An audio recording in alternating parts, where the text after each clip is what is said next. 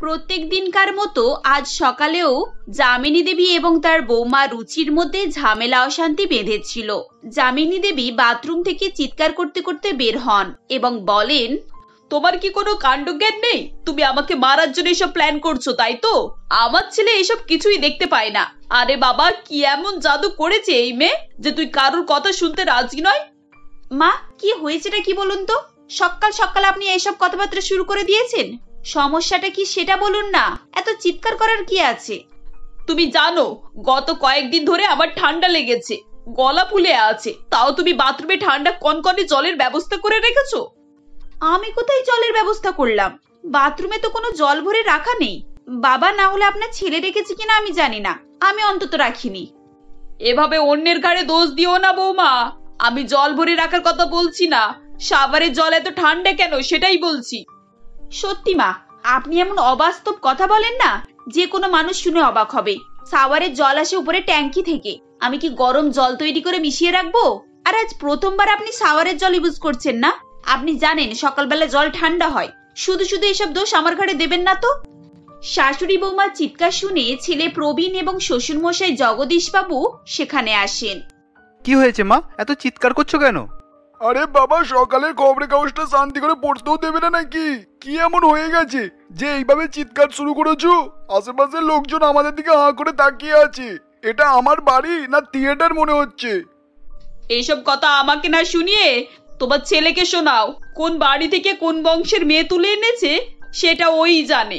এমন জাতের মেয়ে আমি জীবনে দেখিনি বাবা। একটা কাজ যদি ঠিক মতো করতে পারে, কিছু বলতে যাও না, অমনি উল্টে 10টা কথা শুনিয়ে দেবে। রুচি, আজ আবার কি হলো শুনি? কি করেছো তুমি? আমি তো নিজেই বুঝতে পারছি না যে আমার দোষটা কোথায়। এখন এখানে আমি কি বলবো বলো তো? তুমি দোষ করনি, আর মা শুধু শুধু তোমায় বকছে। মা তুমিই বলো কি হয়েছে। দেখ বাবা, আমি বুড়ো মানুষ, আমার ঠান্ডায় কত কষ্ট পাই সে সবই সবাই জানে। আজ বাথরুমে গিয়ে শাওয়ার খুলে দেখলাম জল একেবারে বরফের মতো ঠান্ডা। তুই বল, এইসব দেখার দায়িত্ব কার? আমার কি আর অত মনে থাকে? এই সামান্য ব্যাপারটা নিয়ে তুমি এত চিৎকার করছো? শাওয়ার খুলে সামান্য জল তো গায়ে পড়লেই বুঝতে পারতি যে জল ঠান্ডা না গরম। তারপর না হলে সঙ্গে সঙ্গে শাওয়ারটা বন্ধ করে দিলেই তো হয়। বৌমাই বা এই ব্যাপারে কি করবে? ওর পক্ষে তো জলের টেম্পারেচার মাপা সম্ভব না। আমি জানতাম এই বুড়ো আমার কষ্ট বুঝবে না, আমারই দোষ ধরবে। এই সংসারে এখন আমি অপ্রয়োজনীয়, সবাই আমার দোষটাই দেখতে পাই খালি। সবই কপাল, কপাল না হলে আর এই দশা হয়? যামিনী দেবী কান্নাকাটি শুরু করলে জগদীশবাবু সেখান থেকে চলে যান। পরিস্থিতি সামাল দেবার জন্য প্রবীণ বলে, মা তুমি কোনো দোষ করনি, ভুল তো রুচির হয়েছে। আচ্ছা, এবার থেকে আমি তোমার জলের ব্যবস্থাটা দেখে নেব। কালকে আমি মিস্ত্রিকে ডেকে একটা বাথরুমে গিজার ফিট করে দেবো। গিজার থাকলে তোমার আর কোনো সমস্যা হবে না। এই বলে কোনোভাবে প্রবীণ তখনকার মতো ঝামেলাগুলোকে মিটিয়ে দেয়। দুপুরবেলা খাওয়া দাওয়া করার পর যামিনী দেবী বসে বসে টিভি দেখছিলেন। এমন সময় প্রতিবেশী লতা দেবী আসেন আর বলেন, কি গো যামিনী, বৌমার হাতে তো বেশ ভালো ভালোই রান্না খাচ্ছ। আরে তুমি তো বেশ ফর্সার গোলগাল হয়ে গেছো। বৌমা তাহলে ভালোই সেবা করছে বলো? আচ্ছা, সকালবেলা শুনছিলাম তোমাদের বাড়ি থেকে একটা চেঁচামেচির আওয়াজ বেরোচ্ছিল, কিছু হয়েছিল নাকি? আর বলো না, কি আবার হবে? সবই কপাল গো, সবই কপাল। কপাল খারাপ না হলে আমার অত ভালো ছেলে এভাবে পাগল হয়ে যায়? সেই তো, আমরা সবাই জানতাম প্রবীণ খুবই মা ভক্ত ছেলে। ও যে ওইভাবে প্রেম করে বিয়ে করবে তা কিন্তু আমরা কখনোই বুঝতে পারিনি। ছেলে আমার সোনার টুকরো, ওর কি কোনো দোষ আছে? আজকালকার ওই মেয়েগুলো ছেলেদেরকে যে কিভাবে ফাঁসায় তা তোমরা জানো না। ওইসব জাদু টোনা করেছে গো। আমার ছেলে তো একেবারে ঘুরে পড়ে গিয়েছিল, কদিন তো নাওয়া খাওয়া সব ছেড়ে দিয়েছিল, একেবারে পাগল পাগল দশা। আমি মা হয়ে আর কতটুকু সহ্য করব বলো? ছেলের ওই দশা আমার চোখে দেখার মতো ছিল না, তাই তো বাধ্য হয়ে বিয়েতে হ্যাঁ বললাম। তখন কি আর আমি জানতাম এই কাল নাগিনী আমার সংসারটাকে শেষ করে দেবে? আরে আরে ধীরে কথা বলো, তোমার বৌমা এসব শুনতে পেয়ে গেলে কি হবে জানো? শুনতে পেলে শুনতে পা, আমি ওসব কারোর পরোয়া করি না। কোন জাতের মেয়ে তারই ঠিক নেই, ও আবার আমার সঙ্গে তর্ক করবে। সকালবেলা তো আচ্ছা কষে দিয়েছি, ছেলে ছিল বলে শুধু বেঁচে গেছে। আমার সঙ্গে ঝগড়া করতে এলে না, আমি 14 গোষ্ঠী উদ্ধার করে ছেড়ে দিয়ে একেবারে। আমি যে সেই মানুষ নয়, আমার নামও যামিনী। সে তো তুমি একদম পাকা কথা বলেছো গো। তোমার শাশুড়ি সে তো কোনোদিনও তোমার সঙ্গে পেরে উঠতে পারতো না, আর এ তো ছেলে মানুষ। তা তোমার ছেলে কি বলছে এখন? সে কি বইয়ের সাপোর্ট করে নাকি মায়ের সাপোর্ট করে? হ্যাঁ, প্রথম প্রথম তো বইয়ের খুব সাপোর্ট করতো, কিন্তু বলি কদিন আর ওইসব তাবিজ কবজে কাজ করবে? মোহ তো একদিন না একদিন ভাঙবেই। আজ দেখো বৌমা সব ভুলও বুঝতে পারছে, কিন্তু মুখ ফুটে কিছু বলতে পারে না। হ্যাঁ তাই হবে, তোমার বৌমাকে বেশ টাইটে রাখতে বলবে। এই ধরনের মেয়েরা না একটু সুযোগ পেলে ডানা মেলে উড়ে যায়। আরে যাক যাক যাক, আমিও তো চাই উড়ে যাক। ওই মেয়ে উড়ে গেলে আমি আমার ছেলের ভালো জায়গায় বিয়ে দেব, তখন আমার ছেলে আমার সংসার সব আমার হাতের মুঠোয় আসবে। চা দিতে এসে রুচি তার শাশুড়ি এবং লতা দেবীর কথা কিছুটা শুনে ফেলে। সে টেবিলের উপরে চা রেখে কোনো কথা না বলেই নিজের ঘরে চলে যায় এবং তার বান্ধবী পিউ ওকে ফোন করে। কি হলো, আজ বেলাবেলি ফোন করলি যে? কাজ সব হয়ে গেছে বুঝি?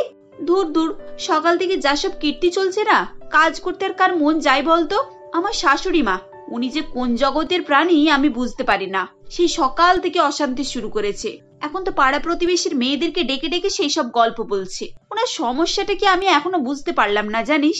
কি আর করবি বল, কিছু কিছু মানুষ তো এই ধরনেরই হয়, অন্যের ভুল দেখতে আর খুঁজতে ব্যস্ত থাকে। তুই মন খারাপ করিস না, বুদ্ধি খাটিয়ে কিছু একটা সলিউশন বার কর। এই বুড়ির কাছে কোনো সলিউশন কাজ করবে না রে। আগে কত রকমের সলিউশন খুঁজে অ্যাপ্লাই করার চেষ্টা করেছি, প্রত্যেকবারে তাণ্ডব করে না সারা বাড়ি মাথায় করে তোলে। একে শান্ত করা আমার কমের নয়। তুই এক কাজ কর, তাড়াতাড়ি একটা বেবি প্ল্যান কর। নাতি নাতনি এলে দাদু দিদারা না লাইনে চলে আসে। তোর শাশুড়ি তোকে না নিজের মানলেও নাতি নাতনিকে তো আর পর করতে পারবে না। সেই টানে তোকে এভাবে জ্বালানো কমিয়ে দেবে। এই আইডিয়াটা তুই খারাপ দিসনি। ঠিক আছে, আমি কাল এই ব্যাপারে প্রবীণের সঙ্গে কথা বলে দেখছি। সন্ধ্যাবেলা প্রবীণ বাড়িতে ফিরে এলে রুচি তার কাছে যায় এবং বলে, প্রবীণ চলো না আমরা একটা বেবি প্ল্যান করি। আমার মনে হয় এবার আমাদের বেবি নিয়ে নেওয়াটা উচিত। সেসব তো ঠিক আছে, কিন্তু তুমি হঠাৎ করে এত বেশি প্ল্যান করতে যাচ্ছ কেন? তুমিই তো বলেছিলে যে তুমি ওসব নিয়ে এখন ভাবছো না, তাহলে আবার হঠাৎ করে এই কথা বলছো? দেখো, মা তো কোনোভাবেই শান্ত হচ্ছে না, দিনের পর দিন অশান্তি বেড়েই চলেছে। তাই পিউ আমাকে এই প্ল্যানটা দিল। আরে বাবা, ওসব তো ঠিক আছে, কিন্তু এই সমস্যার সমাধান তো এইভাবে হবে না। কালকে বাচ্চা এলে মা যে বাচ্চাটাকে আপন করবে তার তো গ্যারান্টি নেই। তোমার যে বান্ধবী তোমায় প্ল্যান দিয়েছে, কিন্তু তার সংসারে কি চলছে তুমি জানো? তার আর তার স্বামীর ডিভোর্সের জন্যই আজকে বাচ্চাটাকে রেখে যেতে হচ্ছে। একে বাবা মার কষ্ট, তার উপর আবার বাচ্চার কষ্ট, এভাবে সমাধান হয় না রুচি। আমি চাই আমাদের বাচ্চা হোক, কিন্তু তার আগে মা যদি তোমাকে মেনে নেয় তাহলে সেটাই হবে আমার বেশি আনন্দের। তাহলে আমি কি করব বলো তো? বিয়ে আজ 1-2 দিন তো হয়নি, 1 বছর হয়ে গেল, এখনো আমাদের মধ্যে কোনো সমাধান হয়নি। এভাবে চলতে থাকলে আমার পক্ষে সব মুখ বুজে সহ্য করা সম্ভব হবে না। তোমাকে আর কিছু করতে হবে না, আমি এই সমস্যার সমাধান বের করব। তুমি যদি সত্যি সত্যি এই পুরো ব্যাপার থেকে বেরিয়ে আসতে চাও তাহলে আমাকে একটু সাথে নিও। আমি যা বলবো তুমি কোনো কিছু মাইন্ড করবে না। আচ্ছা ঠিক আছে, তুমি যা বলবে আমি তাই শুনবো। আমাকে কি করতে হবে তুমি শুধু বলো। পরের দিন সকালবেলা প্রবীণ অফিস যাওয়ার জন্য তৈরি হচ্ছিল। এমনই সময় তার ঘর থেকে চিৎকার চেঁচামেচির শব্দ আসে। চেঁচামেচি শুনে যামিনী দেবী ছেলের ঘরে যান এবং দেখেন ছেলে বৌমার মধ্যে তুমুল ঝগড়া শুরু হয়েছে। আরে বাবা, তুমি যখন কোনো কাজ ঠিকভাবে করতে পারবে না তাহলে শুধু শুধু আমার কাছে কেন হাত দাও? তুমি জানো না আমার শার্ট প্যান্ট গেঞ্জি কোথায় রাখতে হয়? প্রত্যেক দিন অফিসে যাওয়ার সময় এইগুলো নিয়ে আমার দেরি হয়। মা আগে সব জিনিস গুছিয়ে রাখতো, হাত বাড়ালে সবকিছু পেয়ে যেতাম। তুমি যেদিন থেকে এসেছো সব জিনিস আমার ঘেঁটে গেছে। তুমি সকাল সকাল এভাবে ষাঁড়ের মধ্যে চিৎকার করছো কেন? হ্যাঁ, যে জিনিসটা পাচ্ছ না সেটা আমাকে ডেকে বললেই তো হয়। একটা বাড়িতে দুজন মানুষ থাকলে না দুজনের জিনিস একসঙ্গেই রাখতে হয়। প্রত্যেক দিনই তো আমি তোমাকে সবকিছুটা বার করে দিচ্ছি, আজ আবার কিসের সমস্যা বাঁধলো শুনি? হ্যাঁ, দুটো জিনিসের জন্য আমি বারবার তোমাকে চিৎকার করে ডাকবো? আমার জানার কোনো কাজ নেই? সব কাজ তুমি আমার মায়ের কাছ থেকে শিখবে। আরে বাবা, ওসব কথা বলে লাভ আছে? আমি তো জানি ওই মেয়ে কোনো দিনও ভালোভাবে কাজ করে না। কতবার বলেছি ছেলে জিনিসগুলো গুছিয়ে আলাদাভাবে তুলে রাখবে, না সব জিনিস একসঙ্গে ঘেঁটে রাখবে। তুমি আজ থেকে আমার জামা কাপড় গুছিয়ে রাখবে না। ছাদ থেকে সব জামা কাপড় তোলা হলে মা সব জিনিস সুন্দর করে গুছিয়ে পাট করে তুলে রাখবে, বুঝেছো? আমার বইয়েই গেছে তোমার জিনিসপত্রে হাত দিতে।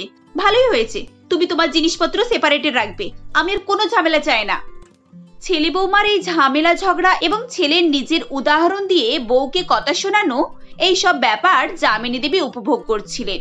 তিনি খুশি মনে ছেলের জামা কাপড় গোছাতে শুরু করেন, কিন্তু কাপড় গোছাতে গোছাতে হঠাৎ তার কোমরে ব্যথা শুরু হয়। তাও তিনি চুপচাপ কাজ করে নিচে নেমে আসেন। প্রথম দিন তিনি কোনোভাবে কাপড় গুছিয়ে দিয়েছিলেন, পরের দিন আবার এইসব করতে তার বিরক্ত লাগতে শুরু করে এবং তিনি মনে মনে বলেন, ধুর বাবা, এত কাপড় চোপড় সব গুছিয়ে রাখতে রাখতে কোমর বেঁকে যাচ্ছে। ছেলের বিয়ের পরেও যদি আমাকে এসব করতে হয় তাহলে কি আর ভালো লাগে? এই ছেলেটাও না একটু নিজের কাপড় খুঁজে নিয়ে পরে নিলেই তো হয়, রোজ রোজ এত ঝামেলা করার কি আছে বাপু। পরের দিন খেতে বসে আবার চিৎকার চেঁচামেচি শুরু হয়। এসব কি রান্না করেছো রুচি? তুমি এতদিন মায়ের সঙ্গে আছো, তুমি মায়ের মতো রান্না করতেও পারো না? চিংড়ি মাছের নুনটা কম হয়েছে, দেখো মা, টেস্ট করে দেখো। তরকারি মুখে দিয়ে যামিনী দেবী বলেন, হ্যাঁ সত্যি তো, তরকারিতে একদমই নুন হয়নি। এসব দামি মাছ ও কি আর রান্না করতে পারে?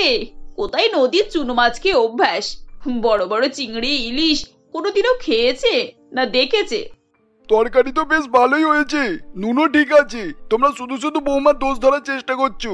বৌমা, এর বেশি নুন দেবে না, এটা আমার জন্য ঠিক আছে। ঠিক বললেই হবে, তরকারি একেবারে স্বাদ হয়নি। সবই নাটক বাবা। এতদিন আপনার ছেলের আমার হাতে তরকারি খেয়ে কোনো সমস্যা হচ্ছিল না, এখন আবার নতুন নতুন নাটক ধরেছে। 1 বছর হতে না হতেই আমার দোষ ধরা শুরু করেছে। অতই যদি ভালো খাবার খাওয়ার শখ, তাহলে কিনে খাও না, আমাকে কেন এসব ঝামেলার মধ্যে রাখো? আমি এসব করতে পারবো না রান্না, কি করে খাও আমিও দেখবো। কি করে খাবো মানে? তুমি কি ভেবেছো তুমি রান্না না করে দিলে আমি খেতে পাবো না? আরে বাবা, আমার মা বেঁচে আছে, আর আমার মায়ের হাতে রান্না আমার কাছে অমৃতের মতো। তোমার হাতে এই রান্না আমি আর কখনো মুখে দেবো না। মা, আমি এসব তরকারি খেতে পারবো না, আজ থেকে তুমি আমার জন্য রান্না করে দেবে। আমি না না মানে, আচ্ছা আচ্ছা ঠিক আছে, আমি আজ থেকে তোর জন্য রান্না করে দেব। ছেলের কথা শুনে যামিনী দেবী রান্না করতে রাজি হয়ে যায়, কিন্তু সমস্যা বাধে যখন তিনি সত্যি সত্যি রান্নাঘরে গিয়ে রান্না করা শুরু করেন। ওরে বাবারে, এই গরমে এসব রান্না বান্না আমার দ্বারা হবে না। সেই কবে রান্না বান্না ছেড়ে দিয়েছিলাম। এই 10 বছর ধরে রাঁধুনি এসে রান্না করে যেত, তারপর বৌমা আসার পর রাঁধুনিকে ছাড়িয়ে দিলাম, ওই সব কাজ সামলাচ্ছিল। এখন আমি আর এইসব করতে পারবো না বাবা। ছেলেটা না একটা একটা করে আমার মাথায় বোঝা চাপাচ্ছে শুধু শুধু, এসব কি এখন সইতে পারি? এরপর একটা একটা করে সব কাজের দায়িত্ব যামিনী দেবীর মাথায় আসতে থাকে। ছেলের কাপড় কাচা, কাপড় গুছিয়ে রাখা, টেবিল পরিষ্কার করা, খাবার তৈরি করা, টিফিন প্যাক করা, এমনকি কাগজপত্র তুলে রাখার দায়িত্ব তার উপরে পড়ে। শেষমেশ এসব করতে করতে 15 দিনের মাথায় যামিনী দেবী আর সহ্য করতে পারে না। তখন, বাবা আমাকে এবার মুক্তি দে, আমি আর তোর এসব কাজ করতে পারবো না। কিন্তু মা, তুমি আমার কাজ না করে দিলে কে করে দেবে বলো? ওর কাজ আমার পছন্দ না, যার কাজ করে তার মধ্যে 500টা ভুল, কিভাবে কি চলা যায়? আমি মানছি বৌমা ভুল কাজ করে, কিন্তু মানুষের পক্ষে 100টার মধ্যে 100টা কাজ ঠিক করা তো আর সম্ভব নয়। তুইও তো একেবারে ছেলে মানুষ নয়, বৌমা তোকে এত সাহায্য করে, তার উপরে তুইও তার এত ভুল ধরিস। নিজের কাজ কিছুটা নিজে করে নিলেই তো পারিস, ও আর কতটা করবে? শাশুড়ির মুখে নিজের নামে জীবনে প্রথমবার ভালো কথা শুনে রুচির মনে মনে খুব আনন্দ হয়। সে বলে, মা, আমি কি ভুল শুনলাম? আপনি আমার সাপোর্ট নিয়ে কথা বলছেন? তুমি ঠিকই শুনেছো বৌমা, আসলে তোমার ভুল ধরতে ধরতে আমি এটাও ভুলে গিয়েছিলাম যে তুমি একটা মানুষ। আজ নিজে সব কাজ করতে গিয়ে বুঝতে পারছি যে তোমার উপরে কতটা চাপ থাকে। তুমি আমায় ক্ষমা করে দাও মা, আজ থেকে আমি তোমায় সম্পূর্ণরূপে নিজের বৌমা হিসেবে স্বীকার করছি। ছি ছি মা, আপনি এভাবে বলবেন না, আমি আপনার বৌমা, আপনার মেয়ের মতো। মেয়ের কাছে কখনো মায়েরা ক্ষমা চায় না। মা, আপনার জন্য একটা গুড নিউজ আছে, আপনি খুব শিগগিরই ঠাকুমা হতে চলেছেন। বৌমার মুখে এই কথা শুনে যামিনী দেবী এবং জগদীশ বাবু খুবই খুশি হয়ে যান। এরপর থেকে তারা রুচিকে আরো বেশি করে ভালোবাসতে শুরু করে। এভাবেই তাদের সংসারে সুখ শান্তি ফিরে আসে।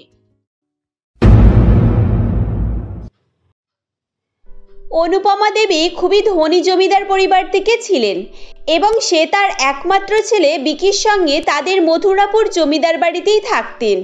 আজ বিকির বিয়ে ছিল, তাই বিয়ের আনন্দে তাদের বাড়ি মেতে উঠেছিল। দেখতে গেলে সেদিন সেখানে শহরের বিভিন্ন নামকরা ব্যক্তিদের কেউই আসতে বাকি ছিল না। কংগ্রাচুলেশন অনুপমা দেবী, আপনি তো একেবারে তাক লাগিয়ে দিলেন। যা অভিনব খাবার ও সাজসজ্জা, কোনোটাই ভোলার মতো নয়। আরে দাদা, এ তো কিছুই নয়। সামনের বছর দেখবেন যখন আমার দুটো নাতি আসবে, মানে এই পরিবারের কর্ণধার, তখন আরো দেখবেন। অনুপমা দেবীর কথা শুনে মোহনবাবু মাথা চুলকাতে থাকে। ও কিছুক্ষণ চুপ করে থাকার পর শেষে বলে, হ্যাঁ দিদি, আমরা তো ঈশ্বরের কাছে প্রার্থনা করছি যেন আপনাদের বাড়িতে পুত্র সন্তানই আসে, কিন্তু একটা জিনিস আমাদের মাথায় ঢুকছে না, আপনি আপনার একটি ছেলের সঙ্গে দুটি মেয়ের কেন বিয়ে দিচ্ছেন, যেখানে সাধারণত সবাই একটি করেই বিয়ে করে থাকেন। মোহনবাবু ঠিকই বলছিল। সেদিন অনুপমা দেবী তার একমাত্র ছেলে বিকির সঙ্গে কণিকা ও বিলকিস নামে দুই বোনের বিয়ে দিচ্ছিলেন। এটা দেখে বিয়েবাড়িতে আসা প্রায় সকলেরই মনে নানান প্রশ্ন জাগছিল, কিন্তু অনুপমা দেবী ধনী জমিদার পরিবার থেকে হওয়ায় কেউ কিছু বলতে সাহস পাচ্ছিল না। শেষে মোহনবাবু আর থাকতে না পেরে কথাটি জিজ্ঞাসা করেই ফেলেছিল। তখন অনুপমা দেবী তাকে বলে, আরে মোহনবাবু, আপনি এই ব্যাপারটা নিয়ে চিন্তিত আছেন? এটা তো একটা সামান্য ব্যাপার। না মানে ঠিক ওরকমই ধরতে পারেন, যেখানে একটি বাড়ির দুটি মেয়ে তো তাই একটু কনফিউশন আছে। হ্যাঁ, তা তো হবেই। তাহলে শুনুন, আমি আসলে পুত্র সন্তান ভালোবাসি, আর তাই দেখাশোনার সময় মেয়েকে পুত্র সন্তান দেওয়ার ব্যাপারটা বলেছিলাম। তখন কণিকা আমায় ভরসাই দিতে পারছিল না। তখন কণিকার বাবা ওনার ছোট মেয়ে বিলকিসকে ওখানে ডাকে। ব্যাস, এই সুযোগ আবার ছাড়ে। আমার দুই বোনকেই পছন্দ হয়ে গেল, আর দুজনকেই বৌমা বানিয়ে নিয়ে চলে এলাম। হ্যাঁ, তাহলে ঠিকই করেছেন। একজনের পুত্র সন্তান না হলে আরেকজনের তো হবেই, আর এমনিতেও জমিদার বাড়িতে এরকম ঘটনা তো ঘটেই থাকে। এভাবেই সেদিন অনুপমা দেবী সকলের দুশ্চিন্তা দূর করে দিয়েছিল। এরপর বেশ শান্তিপূর্ণভাবেই তাদের বিয়ে সম্পন্ন হয়ে যায়। কিছুক্ষণের মধ্যেই বিয়ে বাড়িতে আসা সকল লোকজন যে যার বাড়ি চলে যায়। তখন, এই যে বৌমারা, অনেক রাত হয়ে গেল, তোমরা দুজনে এবার ঘুমাতে যাও। সারাদিন তোমরা ভালো করে রেস্টই নিতে পারোনি। হ্যাঁ মা, আমিও সেটাই ভাবছিলাম। এই বিলকিস, চল। যাব না তো কি করব, আজ যে আমাদের বাসর রাত। আর যাই হোক, ছোটবেলা থেকে আমরা দুই বোন একই জিনিস পছন্দ করতাম, আর তাই হয়তো ঈশ্বর আমাদেরকে একজনের সঙ্গেই বিয়ে দিয়েছেন। একদিক থেকে দেখতে গেলে তাদের দুই বোনের এই বিয়ে নিয়ে কোনোই আপত্তি ছিল না, বরং তারা বেশ খুশিই ছিল। এরপর তারা দুই বোনে খুশি মনে একটি ঘরের মধ্যে ঢোকে, কিন্তু সেখানে গিয়ে একটি মেয়েকে বাঁধা অবস্থায় থাকতে দেখে তারা অবাক হয়ে যায়। ও বলে, এই মেয়ে, তুই কে? তোর নাম কি? আর তুই আমাদের বাসর ঘরে এসে কি করছিস? দেখে তো মনে হচ্ছে তুই প্রথম থেকে এখানে লুকিয়ে বসে আছিস। কি হলো, কিছু বল। আরে দিদি, তুই ওর মুখটা খুলবি তবেই তো কিছু বলবে। দাঁড়া, আমি গিয়ে খুলছি। আমার তো মনে হচ্ছে ও কোনো জিনিস চুরি করতে এসেছিল, আর তাই ওকে এখানে বেঁধে রেখেছে। এই বলে বিলকিস মেয়েটির কাছে গিয়ে তার বাঁধন খুলে দেয়। তখন মেয়েটি কাঁদতে কাঁদতে বলে, আমি চোর নয়, তোমরা আমার কথা বিশ্বাস করো। আমি এই বাড়ির বড় বউ। 2 বছর আগে ঠিক তোমাদের মতোই আমারও বিকির সঙ্গে বিয়ে হয়েছিল। রুমানা এভাবেই তার জীবনে ঘটে যাওয়া সমস্ত ঘটনা বলতে থাকে। আসলে রুমানা ঠিকই বলছিল, সে আগে থেকেই বিকির স্ত্রী ছিল। কয়েক বছর আগে রুমানার সঙ্গে বিকির বিয়ে হয়েছিল, আর এটা অনুপমা দেবী ও বিকি সকলের কাছেই গোপন রেখেছিল। কয়েক বছর আগের ঘটনা, যখন বিকির বিয়েও হয়নি, তখন, এই যে বাবা বিকি, আজ তুই কোথাও যাবি না, তোকে নিয়ে আজ প্রতাপপুরে যাব।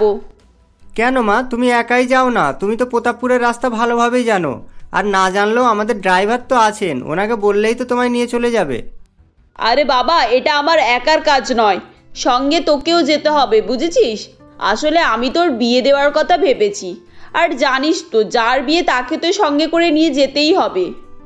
মা, এতে আমার যাওয়া আর না যাওয়ার কি আছে? তুমি একা গেলেও তো হবে। আমি কখনো কি তোমার কোনো কথা অমান্য করেছি বলো? বিকি ঠিকই বলছিল। সে অনুপমা দেবীকে খুবই সম্মান করত। আজ পর্যন্ত সে অনুপমা দেবীর একটিও কথার অমান্য করেনি। এরপর অনুপমা দেবীর কথায় শেষ পর্যন্ত বিকি তার মায়ের সঙ্গে রুমানাকে দেখতে যায়। রুমানাকে দেখতে শুনতে ভালো হওয়ায় তাকে দেখে অনুপমা দেবীর পছন্দ হয়ে যায় ও তারা সেদিনই রুমানাকে বিয়ে করে নিয়ে বাড়ি চলে আসে। এভাবেই বেশ কয়েক মাস সবকিছু ঠিকঠাকই চলছিল, কিন্তু সমস্যা তখনই শুরু হয়েছিল যখন রুমানা গর্ভবতী হয়েছিল। বৌমা, তুমি ভালো করে নিজের খেয়াল রাখবে, যেন আমার দাদু ভাইয়ের কোনো সমস্যা না হয়। হ্যাঁ মা, সে তো রাখছি, কিন্তু আপনি দাদু ভাই বলছেন কেন? এখন তো আপনার দিদিভাইও হতে পারে, তাই না? চুপ করো বৌমা, আমি এসব উলফাল কথাবার্তা পছন্দ করি না। আমি দাদুভাই চাই মানে আমায় ছেলেই দিতে হবে, বুঝেছো? এখন আমার মেয়ের কোনো প্রয়োজন নেই। আমার বংশবৃদ্ধি করার জন্য শুধুমাত্র ছেলের প্রয়োজন। কিন্তু মা, ঈশ্বর আমায় কি দেবেন সেটা আমরা কিভাবে ঠিক করব? আমাদেরকে তো যেটা দেবেন সেটাই নিতে হবে।